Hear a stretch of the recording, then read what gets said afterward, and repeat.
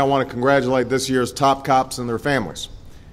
I think it's fair to say that the folks behind me never imagined they would be here today. If you asked them, these officers would say they were just professionals doing their jobs as best they could. And they'll tell you that there are thousands of law enforcement officers in every corner of this nation who are just as brave, just as dedicated, and just as capable as they are, and who would do the same thing if given the opportunity. And that's all true. But that's exactly what makes these officers and all of our men and women in uniform real heroes. It's the ability to put on a badge and go to work knowing the danger could be waiting right around the corner. It's the understanding that the next call could be the one that changes everything. And it's the knowledge that at any moment they could be called upon to stop a robbery, to participate in a high-speed chase, or to save a life. Some people haven't faced their moment yet, but whether it's by chance or by the hand of fate, these officers were tested. And when the moment came, they did what they were trained to do.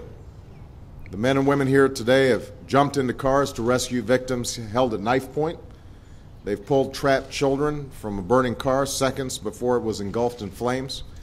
They've leapt in front of hijacked buses, faced armed suspects, led 6-hour manhunts through the dark, and saved countless lives by risking their own. It's also a reflection of the role that ordinary Americans are playing, taking back their neighborhoods from violent gangs and open-air drug markets, educating their children, being vigilant.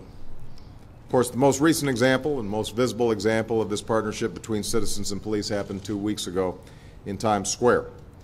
Alerted by 2 street vendors that smoke was coming out of a suspicious vehicle, NYPD officer Wayne Radigan immediately realized the potential danger and, along with other officers on the scene, helped clear the area quickly and safely. The NYPD's elite bomb squad unit then spent over 5 hours defusing the device. And just 2 days after the attempted terrorist attack, thanks to the outstanding work of local, state, and federal officials, a suspect was in custody.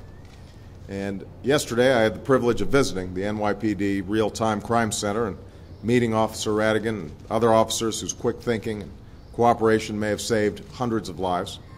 Like the folks behind me, they succeeded because they were well-trained, they were vigilant, and they were ready. So being a hero isn't always easy.